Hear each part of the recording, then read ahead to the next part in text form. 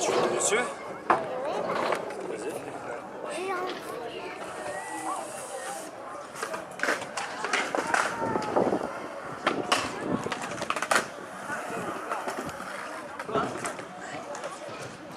Il a commencé à 1 an et demi, 2 ans. Il a attaché les pieds devant et je me mettais derrière, je le baladais. Et puis après, petit à petit, il a commencé à monter debout comme en trottinette. Et là, il va commencer à apprendre à patiner sur le côté. Pour tourner, c'est un petit peu difficile pour lui, mais...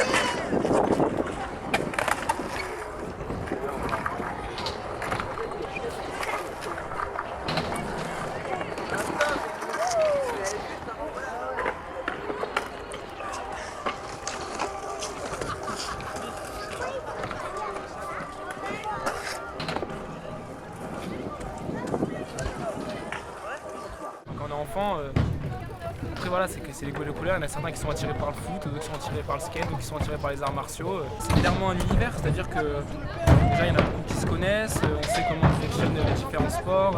Puis il y a tout un langage autour du skate, autour du BMX, de la trottinette, du roller.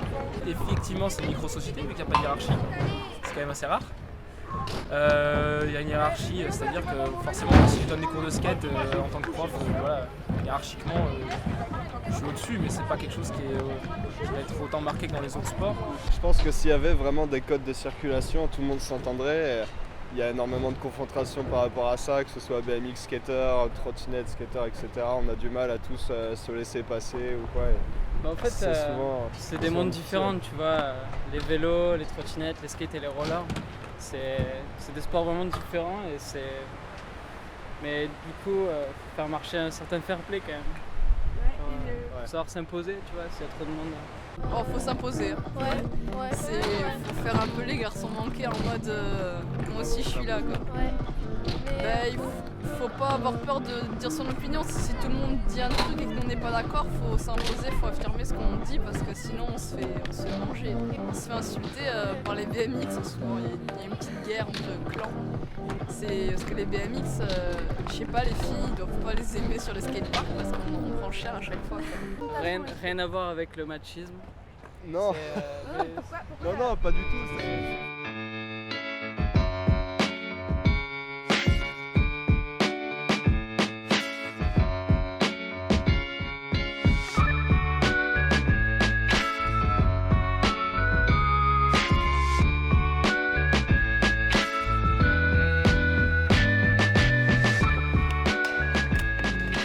C'est accessible, mais ça reste un sport qui coûte cher. Ouais, parce que le matériel coûte cher et comme pour tout, tu regardes. Ouais, c'est du bois. Ça fait bien 2 mois que je fais du skate avec, tu vois. Et déjà. Du coup, en moyenne, ça dure 2-3 mois, une planche, tu vois. Juste les chaussures, pareil, juste tu vois, la planche, les ça chaussures les use s'usent. à force de frotter. Bah c'est bien les Nike. Non, c'est de la merde, Nike. Ta gueule, c'est bon Nike. C'est de la merde. Non, c'est bien Nike. Franchement, place. Allez, c'est fait.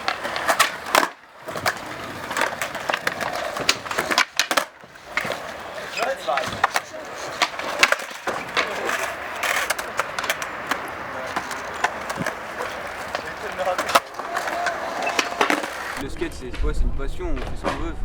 C'est un peu comme une religion, quoi, le skate. Ouais. Il y a beaucoup de gens qui s'habillent comme des skateurs qui font pas de skate. Ouais.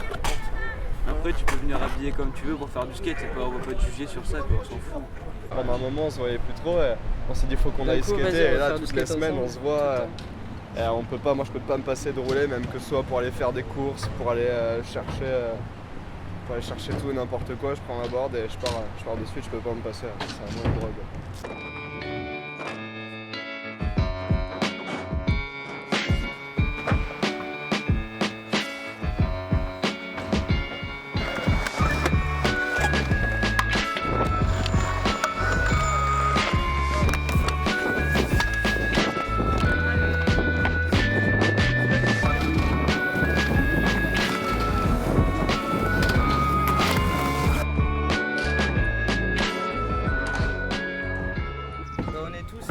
Dans la même école de roller, donc qui est Road School. Et on s'est tous rencontrés un peu comme ça. Donc, si on a un qui va là, on le voit directement. Un petit moment. Pour ma part, petite parenthèse, c'est que je suis malvoyante. à 90% j'y vois pas en fait. Et je faisais du roller avant, quand j'y voyais très bien. Et j'ai pas voulu arrêter en fait. Et c'est en venant tout le temps que j'ai pas lâché. Et voilà, comme on disait tout à l'heure, c'est vraiment une grande famille en fait. Et c'est ce qui nous aide, franchement, on se pousse vers le haut mutuellement. Alors il reste un truc caché dans le skatepark. Celui qui le trouve, il est trop fort. Allez, Ok. c'est parti.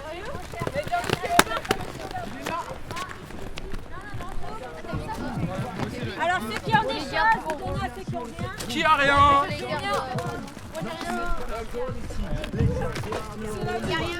Alors ce que je vous propose, vous restez là, Rico et Mathéo. Vous allez voir si vous avez envie.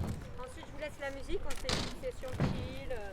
On s'amuse sur le parc, on profite qu'il n'y a personne. Ça vous va? Bon, bravo Thomas. Thomas, donne-moi. On applaudit Thomas. Et merci beaucoup quand même. Qui c'est qui a mis à cette musique?